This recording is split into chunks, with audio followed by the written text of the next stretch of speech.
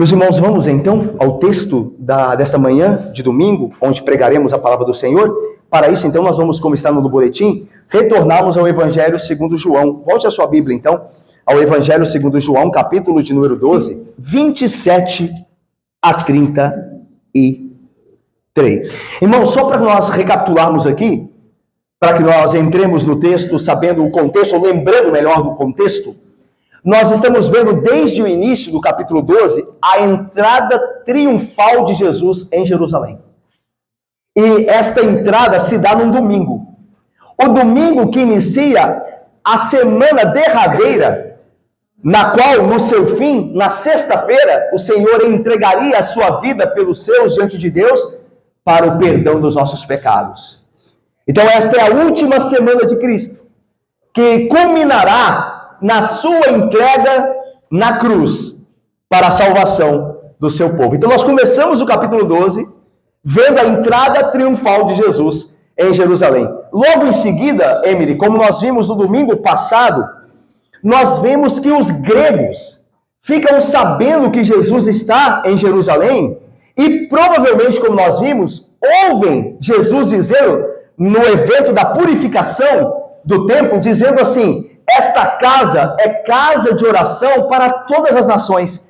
E alguns gregos que estavam ali, que eram desprezados pelos judeus, têm a atenção chamada pela palavra de Cristo. Quer dizer, então, que Deus me aceita sendo de outra nação, uma vez que a casa dele é a casa de oração para todas as nações? E então isso possivelmente, embora o texto não diga, mas nós vemos em Marcos que Jesus faz esse discurso lá em Jerusalém na semana da paixão. E então agora os gregos vão ver Jesus. Pedem a um dos seus discípulos para que deem acesso a eles a Jesus. E então, quando Jesus fica sabendo que os gregos querem vê-lo, então ele declara que a hora da glorificação dele era chegada. A hora da glorificação dele é chegada. E nós sabemos que em João a hora da glorificação é a hora da morte e ressurreição e exaltação de Cristo. É aquele momento, aquele evento mais importante do ministério de Cristo, pelo qual ele morrerá pelo seu povo, mas será exaltado pelo seu Pai por meio da ressurreição e ascenderá aos céus. Chegou a hora finalmente. Aquela hora que em João sempre é futura. Ainda não é chegada a minha hora. Agora chegou a hora. E nós vamos então continuar ouvindo as palavras de Jesus sobre esta hora que chegou, a hora dele entregar a sua vida pelo seu povo, que faz parte da sua exaltação, segundo a vontade de Deus. Então vamos ler o texto então, para nós, uma vez que nós relembramos o contexto, versículo de número 27 do capítulo de número 12 até 33. Diz assim o texto: agora está angustiada a minha alma, e que direi eu? Pai, salva-me desta hora, mas precisamente com este propósito vim para esta hora. Pai, glorifica o teu nome. Então veio uma voz do céu: eu já o glorifiquei e ainda o glorificarei. A multidão, pois, que ali estava, tendo ouvido a voz, dizia ter havido um trovão. Outros diziam: foi um anjo que falou. Então explicou Jesus: não foi por mim que veio esta voz, e sim por vossa causa. Chegou o momento de ser julgado este mundo, e agora o seu príncipe será expulso. E eu, quando for levantado da terra, atrairei todos a mim mesmo. Isto dizia, significando de que gênero de morte estava para morrer. Meus irmãos, vamos orar ao Senhor? Ó Deus santo e bendito, nós nos reunimos no dia do Senhor, no domingo, ó Pai, agora para ouvir a Tua palavra, tendo cantado louvores ao Senhor, ó Deus, e a Cristo Jesus, que tomou a sua cruz, a cruz que nos trouxe perdão dos pecados, e nos trouxe reconciliação contigo, ó Deus. Nós agora estamos prontos, ó Pai, e pedimos para que estejamos, ó Deus, por meio do Santo Espírito em nosso coração, que nos prepara para ouvir a Tua palavra, para entendê-la, e para, entendendo a Tua palavra, amar, honrar, obedecer e servir mais e mais àquele que tanto se angustiou na sua hora, porém, resignado, debaixo de sua vontade, se entregou por nós. Ó Deus, então ajuda-nos a ver a glória de Cristo e, arrependidos de nossos pecados, nos darmos totalmente a Ele. Assim nós oramos em nome do Senhor Jesus. Amém. Meus irmãos, Jesus, quando ele fala que é chegada a hora, ele mostra que esta hora, como nós vimos no domingo passado, é a hora da glorificação do Filho, é a hora da sua morte e sua posterior e imediata ressurreição e, por fim, sua exaltação no céu. Mas ele também nos diz aqui, neste trecho, nesse contexto do capítulo 12, que assim como ele sofre, claro que distintamente, singularmente, o sofrimento de Cristo é inigualável a qualquer outro sofrimento, porque ele sofre no lugar de alguém, que no caso é o seu povo, para salvar este alguém, que no caso é o seu povo. Nós não podemos sofrer para salvar ninguém. É verdade que nós sofremos para fazer a vontade de Deus, debaixo da vontade de Deus, mas o nosso sofrimento não é substitutivo. Ele não salva ninguém. O de Cristo é. O de Cristo é vicário. Substitui o pecador. Nisso, esse sofrimento é singular. É só de Cristo. Só Cristo pode sofrer, entregar a sua vida e salvar pecadores. Mas Cristo, ele convida aqueles que creem nele a participar, em certa instância, de certa forma, dos seus sofrimentos. Porque assim como o mundo odiou a Cristo, também odeia aqueles que o seguem. E os que o seguem também sofrerão, como Cristo sofreu neste mundo, perseguido e rejeitado. E é por isso que ele faz o convite com o qual nós terminamos o sermão de domingo passado. Olha só o que ele diz. Versículo de número 25 e 26. Quem ama a sua vida, perde-a. Mas aquele que odeia a sua vida, neste mundo, preservá-la para a vida eterna. Agora veja o convite. Se alguém me serve, siga-me. E onde eu estou, ali estará também o meu servo. E se alguém me servir, o Pai o honrará. Então vejam, irmãos, aqui é um convite de Jesus dizendo, se alguém quer me seguir, este me sirva. Ou seja, se alguém quer estar comigo, tome os meus passos, siga os meus passos. Ou seja, sofra neste mundo para ser glorificado na eternidade. Assim como Cristo também sofreu neste mundo e foi exaltado pelo seu Pai e nosso Deus. Assim ele convida a todos aqueles que creem nele a segui-lo também no sofrimento e, por fim, na exaltação que virá. Então, para todos nós é o convite de seguir, porque Jesus diz, onde eu estou, também estará o meu servo. Ou seja, pelo que eu passei, de certa forma, sofrendo deste mundo, também sofrerá o meu servo. E assim como eu fui glorificado pelo Pai, os meus servos comigo serão glorificados. Mas agora Jesus volta a falar da sua hora e da sua morte. Por quê? Porque ninguém pode segui-lo se antes Cristo não abrir o caminho. Ok? Nenhum de nós pode seguir a Cristo se ele antes não abrir o caminho, se ele não trazer à existência um novo e vivo caminho para que o sigamos. É por isso que ele volta ao tema de morte, porque é pela sua morte que ele vai abrir um caminho para que o sigamos. E ele volta a falar da morte dele. E olha como ele fala da sua morte agora, dessa hora da morte. Olha o que ele diz no versículo de número 27. Agora está angustiada a minha alma. E que direi eu? Pai, salva-me desta hora. Mas precisamente com esse propósito, vim para esta hora. Pai, glorifica o teu nome. Então veio uma voz do céu, eu já o glorifiquei e ainda o glorificarei. Irmãos, por mais bendita que fosse a hora da glorificação do Senhor Jesus Cristo, pela qual ele seria exaltado pela vontade do Pai e pelo poder do Pai, esta hora não poderia ser enfrentada com serenidade. Esta hora envolve Ana e Filipe, envolve a cruz Valcácer. Então, por mais gloriosa que esta hora fosse, porque por meio dela que Jesus será exaltado, se tornará o Salvador do mundo, é também a hora da cruz, do seu sofrimento. ela não poderia ser enfrentada com serenidade.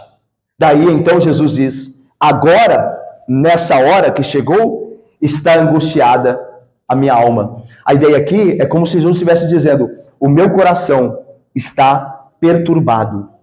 Mesmo estando Jesus resignado a tomar a sua cruz, ele estava decidido a fazer isso. Ele caminha para Jerusalém para ser crucificado pelo seu povo.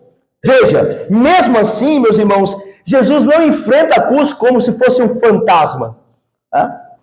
Ele não enfrenta a cruz como se não fosse um homem, como se fosse algo fácil para ele.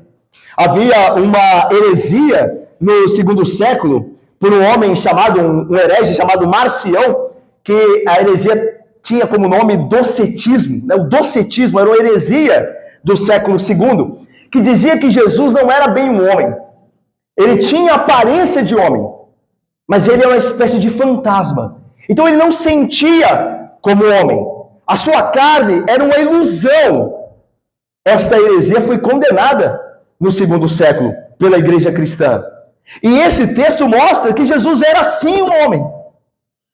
A sua alma se angustiou como a alma de qualquer outro homem. Se angustiaria diante da perspectiva, e no caso de Jesus, da certeza de grande sofrimento. Por isso, meus irmãos, nós podemos crer que Cristo era homem como nós. Ele se angustiou.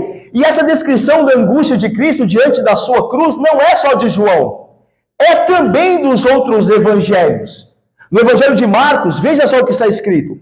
Então, foram a um lugar chamado Getsêmani. Ali chegados, disse Jesus aos seus discípulos: assentai-vos aqui enquanto vou orar. E levando consigo a Pedro, Tiago e João, começou a sentir-se tomado de pavor e angústia.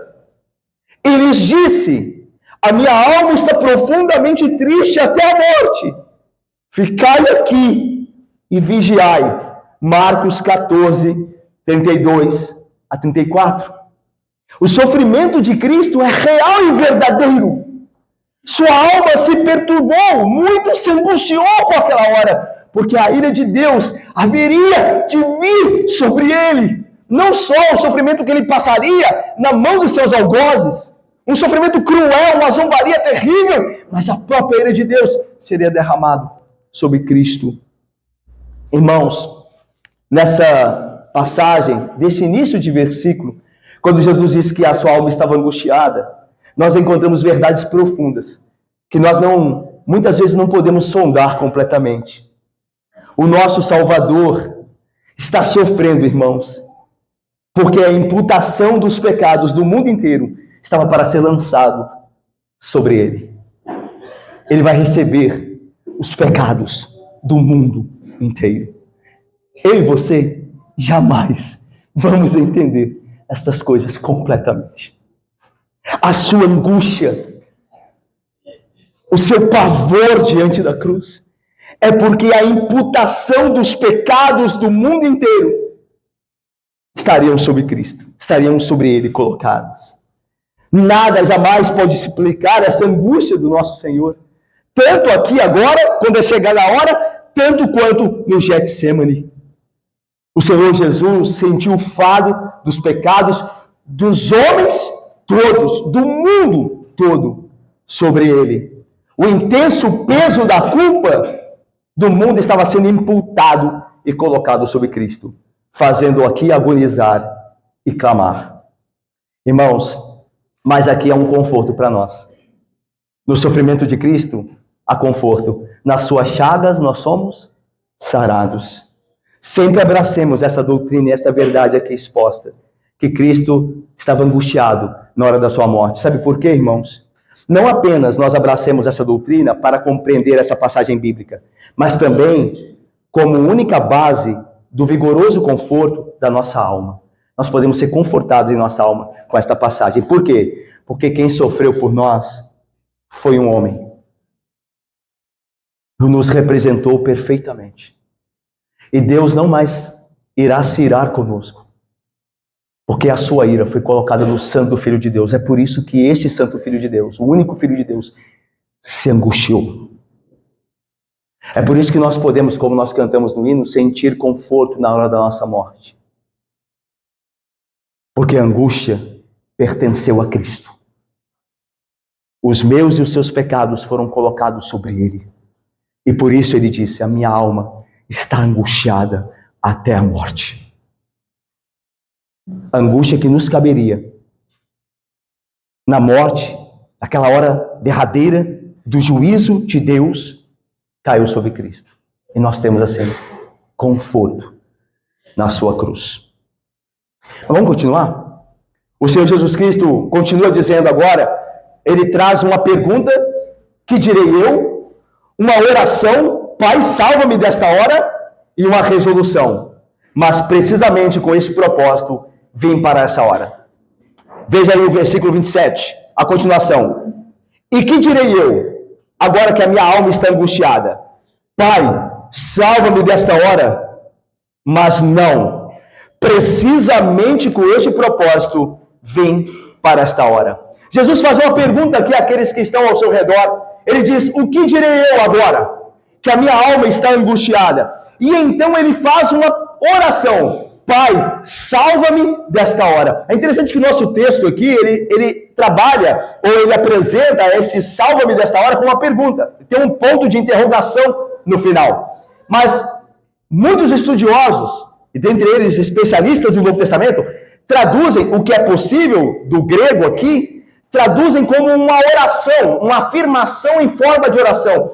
Jesus não está perguntando, o que eu direi agora, nesse momento?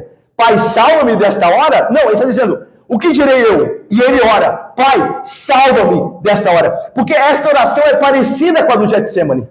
No Getsemane ele também orou, Pai, se possível for, passa de mim este cálice, que é a mesma coisa. Pai, salva-me desta hora. Então Jesus não está dizendo assim, o que direi eu? Salva-me desta hora? Ou seja, não direi isso. Mas ele disse isso no Getsemane, ele orou assim. Então é melhor entendermos aqui como uma oração. Com uma afirmativa que é uma oração. Pai, salva-me desta hora. E imediatamente ele completa com a resignação, com a resolução. Não, que aí está o mas aí tem força de não. Não, precisamente com este propósito, vim para esta hora. Meus irmãos, como entender o Senhor aqui? Como entender aqui? O horror da morte debaixo da ira de Deus, que o leva a orar, Pai, salva-me desta hora, e imediatamente ele diz, não, pois para esta hora eu vim. Irmãos, que mistério, não? Que mistério que estava acontecendo dentro do coração do nosso Senhor.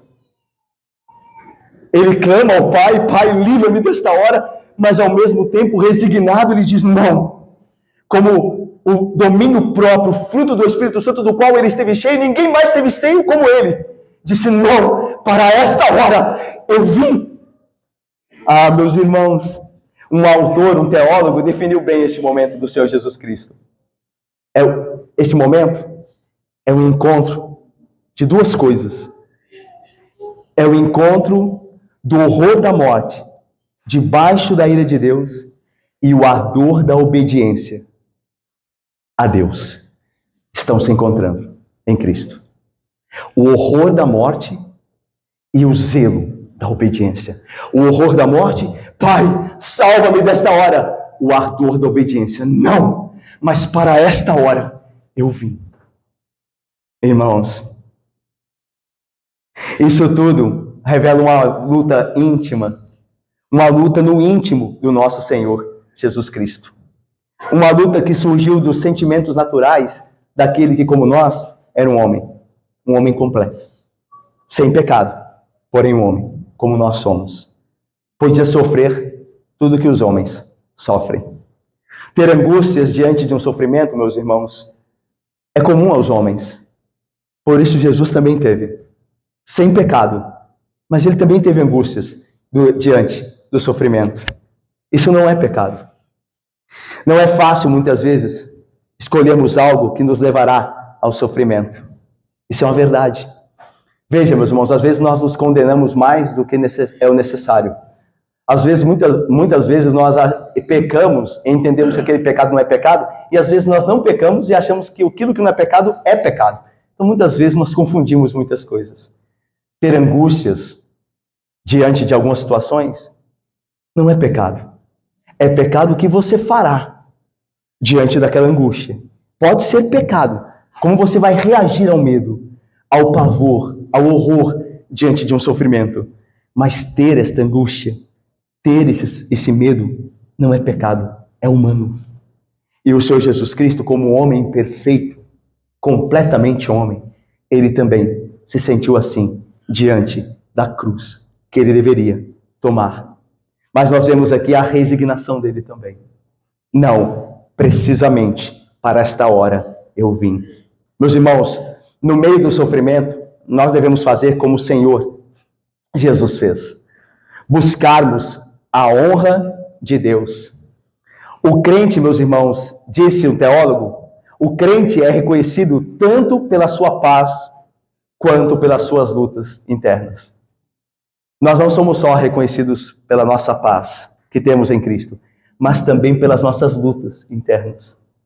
As nossas lutas internas nos fazem reconhecer que somos, de fato, pertencentes ao Senhor. Quando você luta contra o pecado e chora e geme porque não quer pecar, isso mostra que você é um crente. Isso também é evidência. Não só isso, mas isso também é uma evidência que você é um crente. Se você não fosse um crente, você não estaria lutando contra o pecado.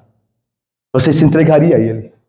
Mas a sua luta, o seu sofrimento, a sua dor é prova de que você é um crente. Então veja, não é só a paz que temos em Cristo que nos define como crentes, mas as nossas lutas internas também. As mesmas lutas que o Senhor Jesus teve, porém sem pecado. Ele também teve uma luta interna. Pai, salva-me desta hora. Ao mesmo tempo, não, para esta hora eu vim. E é interessante que o amor vence ou lança fora o medo. Lembra do que João diz? O amor lança fora o medo. E é isso mesmo. Jesus, ele continuou caminhando para a cruz porque ele amava o seu Pai acima de tudo. E o seu amor ao Pai era maior do que o seu horror à cruz. E é sempre assim comigo e com você. Sempre será assim, sabia? O seu amor sempre vai vencer o seu medo. Se você ama o pecado, se eu e você amamos o pecado, por mais desgraçador que o pecado seja na vida dos outros, e se apresente na sua vida também, você e eu continuaremos pecando. Mesmo com todas as advertências. Mesmo com todas as consequências. Por quê? Porque o amor sempre vence o medo.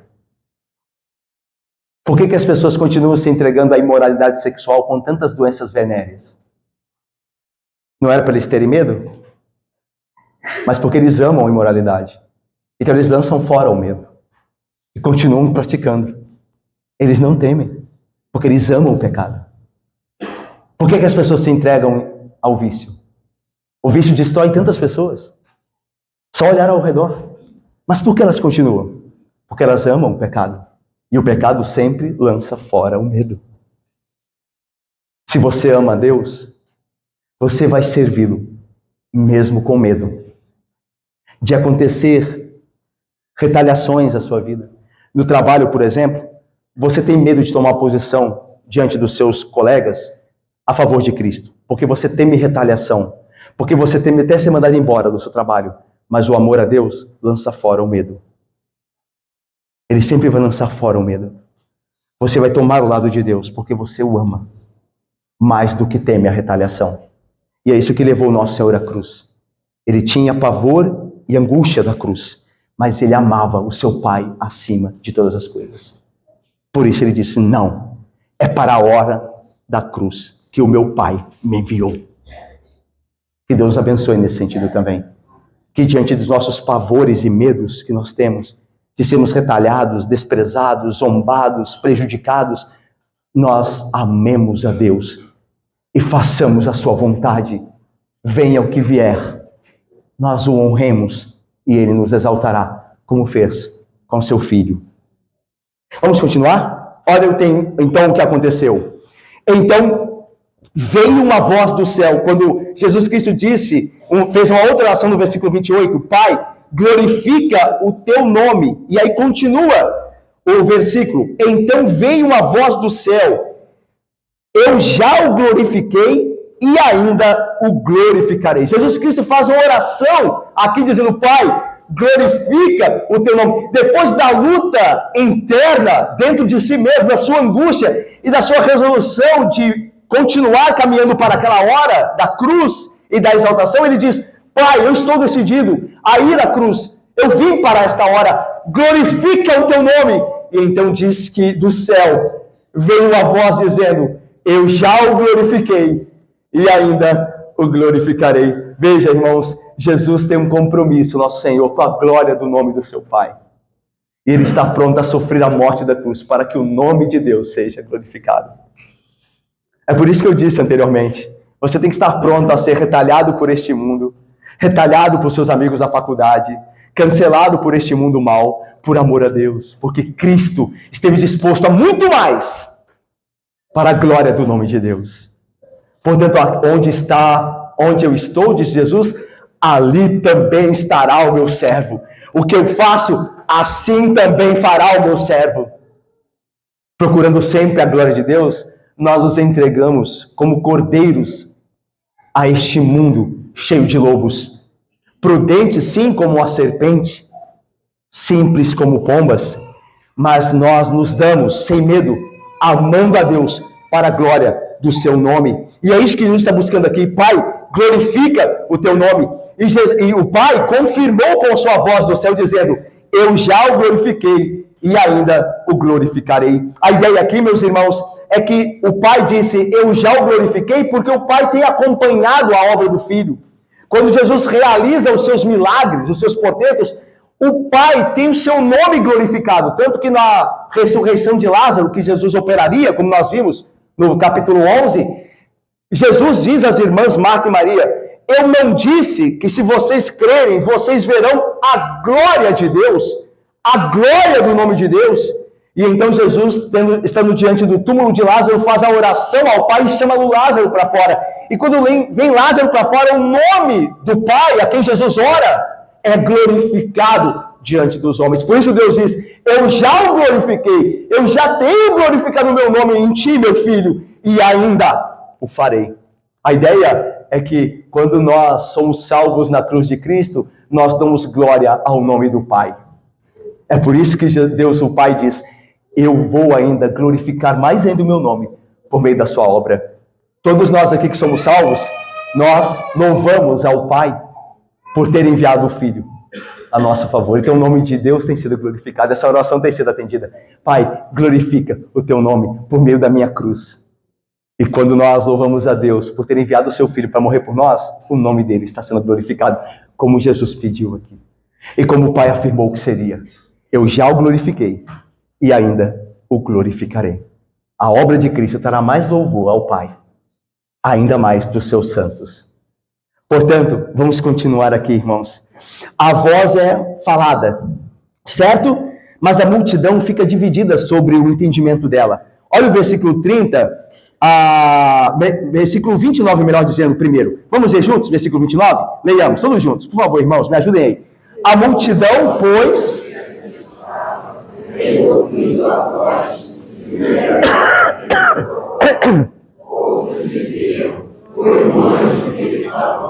nós temos aqui, irmãos, dois grupos que entendem diferentemente a voz que veio do céu.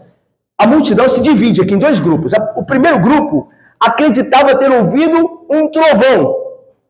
Diziam eles entre si, desse grupo, foi um trovão. Outros diziam, aí o segundo grupo, foi um anjo que ele falou. Bom, nenhum nem o outro estavam certos. É verdade que um estava mais próximo do que o outro da verdade. O grupo que diz, foi um anjo que ele falou, estava mais próximo da verdade. Porque a voz tinha vindo do céu, e era uma voz mesmo, não era um trovão, um elemento da natureza que Deus criou. Não era, mas a voz do próprio Deus. Mas ainda assim, esse grupo que disse ser um anjo, não estava ainda, de fato, certo da verdade, de que a voz do Pai é que falava. Irmãos, aqui, meus irmãos, há de fato, uma aplicação para nós. Será que nós temos discernido bem a voz do Senhor? Essa é uma aplicação boa para nós aqui. Será que nós temos entendido bem a voz do Senhor? Porque veja, é possível que Deus fale e os homens não entendam. Alguns não entendam nada. Ah, foi um trovão. Alguns entendam mais ou menos. Ah, eu acho que foi um anjo. Mas ambos entenderam mal, por fim. E você? Como é que você tem entendido a voz do Senhor? Vamos deixar mais claro aqui.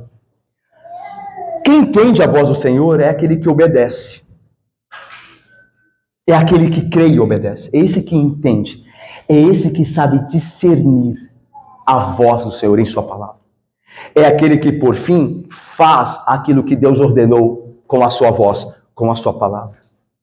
Se eu e você estamos ouvindo aqui pela manhã e não estamos nos submetendo, é porque eu e você não estamos entendendo.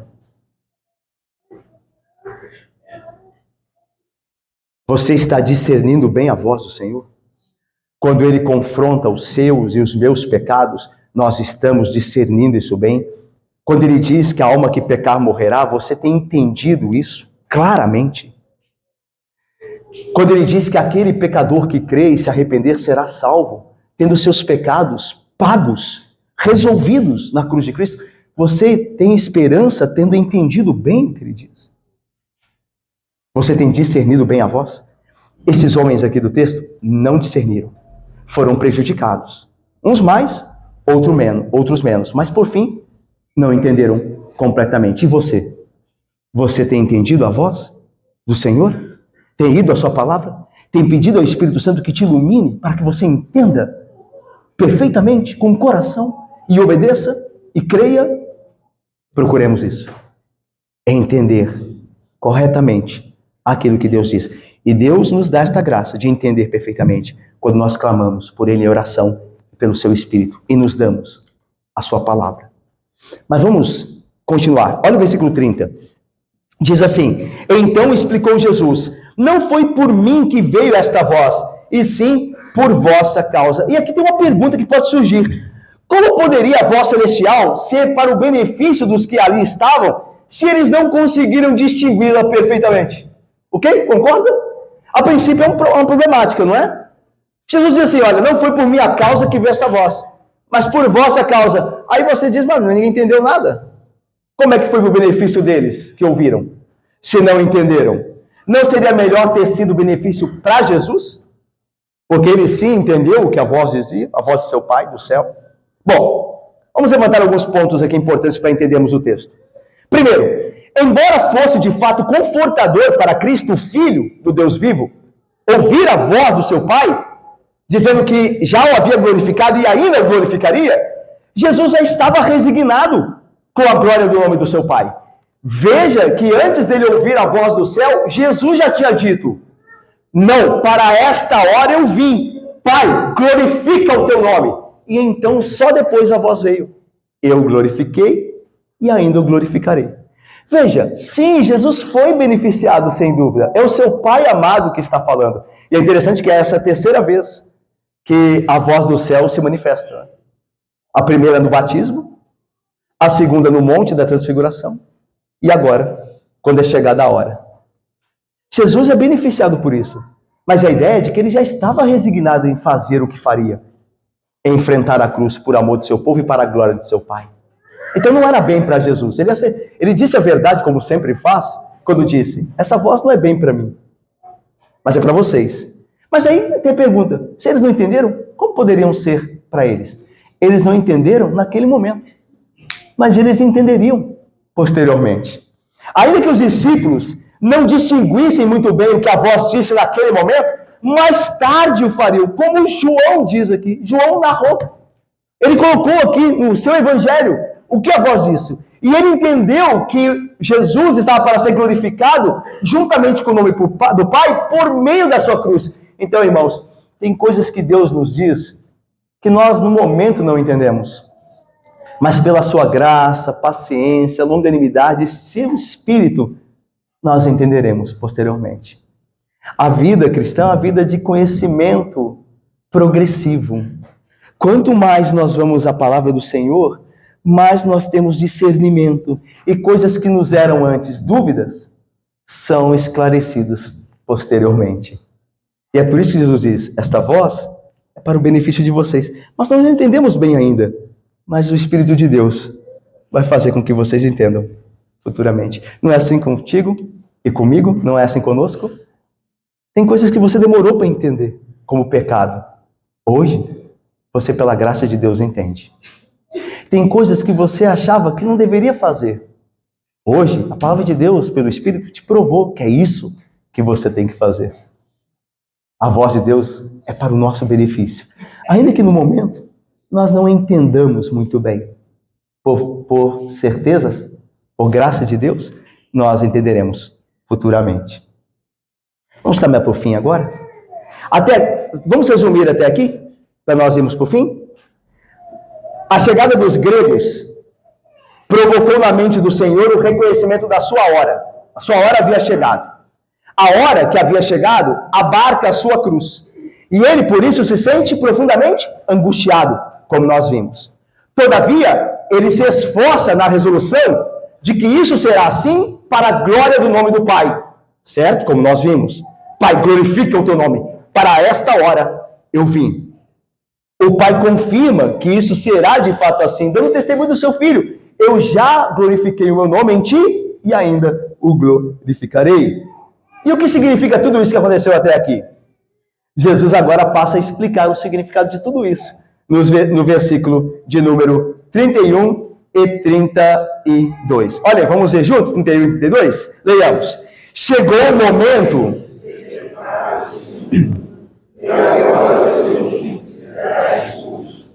Eu, quando for levantado da terra... Irmãos, primeira coisa aqui é que na hora da cruz e da exaltação de Cristo, o mundo é julgado, irmãos. Porque a verdade aqui é que na cruz de Cristo, o mundo é julgado. É interessante que julgamento sempre nos remete, quando a gente ouve de julgamento na Bíblia, sempre nos remete, obviamente, não necessariamente, né, mas muitas vezes nos remete a futuro. Ao grande dia do juízo, a quando Cristo retornar a segunda vez para julgar. Certo?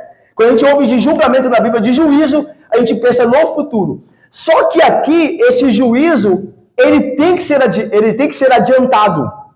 Ele tem que ser na hora da cruz. Por quê?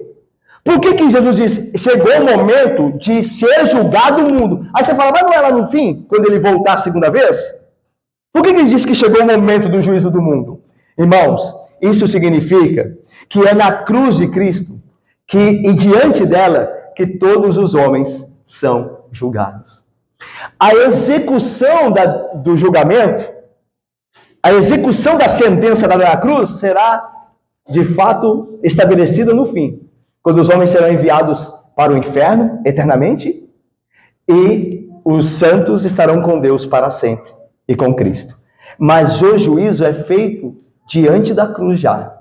E como é que ele é feito? Como é que o mundo é julgado na cruz? Porque aqueles que creem em Cristo na cruz são salvos no momento em que creem. E aqueles que rejeitam Cristo crucificado estão condenados no momento em que fazem. É por isso que a cruz julga o mundo agora. A execução da sentença virá quando Cristo retornar. Mas a sentença já é dada agora de acordo com a parte dos homens ou o seu comportamento, a sua decisão diante da cruz.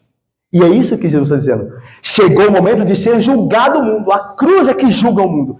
Ou você crê que Cristo, o Santo de Deus, foi crucificado por você e você tem nele o perdão dos seus pecados e arrependido, você o segue e assim você é salvo, não entrará em juízo, ou você rejeita Cristo, acha que isso não tem importância nenhuma, que você não é tão mal assim e você está condenado. Então a cruz de Cristo é que julga todos os homens. Por isso Jesus diz, agora será julgado o mundo. É a hora do mundo ser julgado. É interessante que o mundo sempre pensa julgar a Cristo, não é verdade? A gente vê até aqui no Evangelho de João isso, né? Os homens sempre procurando saber quem que ele é, dando opiniões sobre ele. Ah, ele é o Cristo, ele não é o Cristo, é um falso profeta. O mundo sempre pensa estar julgando a Cristo. Mas na verdade é o contrário que está acontecendo. Cristo é que está julgando o mundo por meio da sua cruz. Cristo é que julga o mundo. O mundo pensa que ele que julga Cristo. Na verdade, o que acontece é o oposto. Mas a primeira coisa que acontece então na cruz é que o mundo, Jesus está explicando, nessa hora, o mundo será julgado através da cruz de Cristo. A segunda coisa é que o príncipe deste mundo será expulso. Olha aí. E agora o seu príncipe será expulso. Príncipe aqui é Satanás, tá? Príncipe deste mundo, a maneira de se referir que a Bíblia usa para Satanás. Satanás é chamado príncipe deste mundo. Ele tem certa autoridade, não maior do que Deus, claro e óbvio, mas ele tem certa autoridade sobre esse mundo, porque esse mundo jaz no maligno, ele faz a vontade do diabo. Ele é considerado um príncipe para este mundo, essa é a ideia. Então, agora, o seu príncipe será expulso. Irmãos, na cruz de Cristo, na sua morte e exaltação, Satanás é definitivamente derrotado. Ele é definitivamente derrotado. O esmagamento fundamental do seu governo tirano sobre os homens acontece na morte / exaltação de Jesus Cristo. Olha o que Paulo diz. E despojando Cristo, os principados e potestades, publicamente os expôs ao desprezo, triunfando deles na cruz. Colossenses 2,15. É na cruz que Satanás tem a sua derrota de fato. Mas alguém pode dizer assim, mas ele não continua atuando?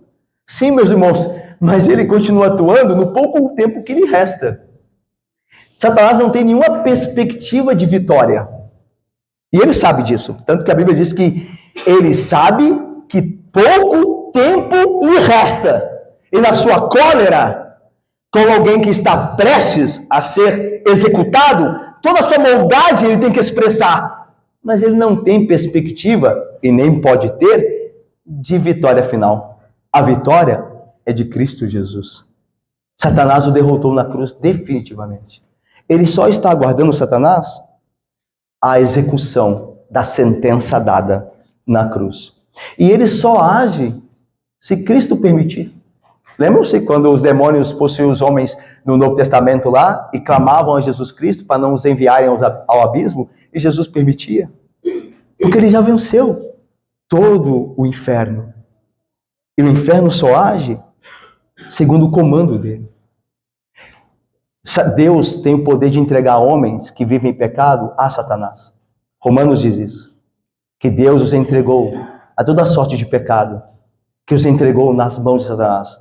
Não é Satanás que tira os homens das mãos de Deus. É Deus que entrega homens rebeldes e pecaminosos nas mãos de Satanás. Deus tem o domínio e a vitória para sempre. Satanás tem pouco tempo. Os resquícios da sua ação continuam de fato, mas não há vitória. Mas para ele é alguém que agoniza antes da morte.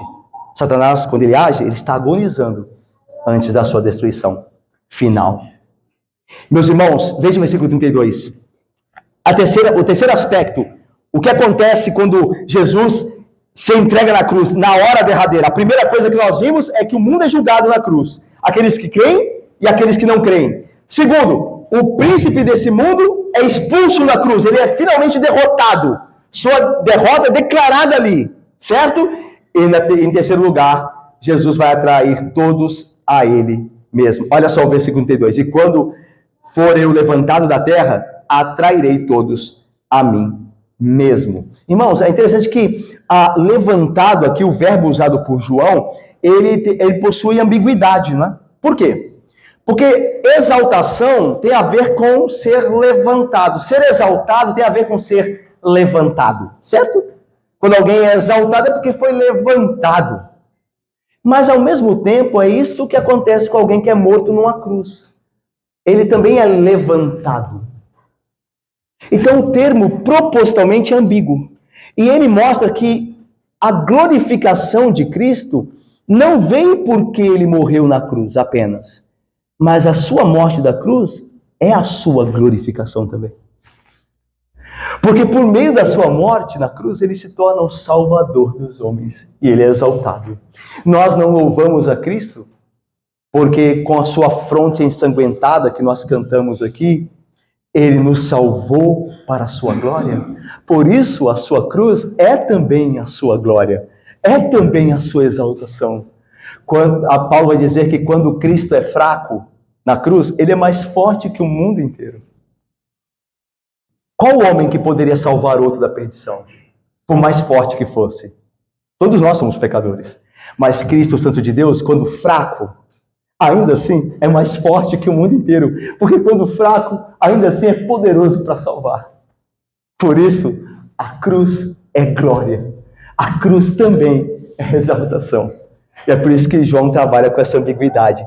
Quando Jesus diz, quando eu for levantado, quando eu for exaltado por meio da cruz, então, olha a glória, eu atrairei o mundo inteiro a mim mesmo. E aqui nós temos a chave do porquê que este assunto da hora chegada surgiu quando os gregos foram ver Jesus. Não é verdade? Percebam? Porque, André, nesta hora, os gregos vindo a Jesus, sendo atraídos por ele começa o assunto da cruz, da hora chegada. Porque é isso que a cruz faz. Ele atrai todos os homens a Cristo.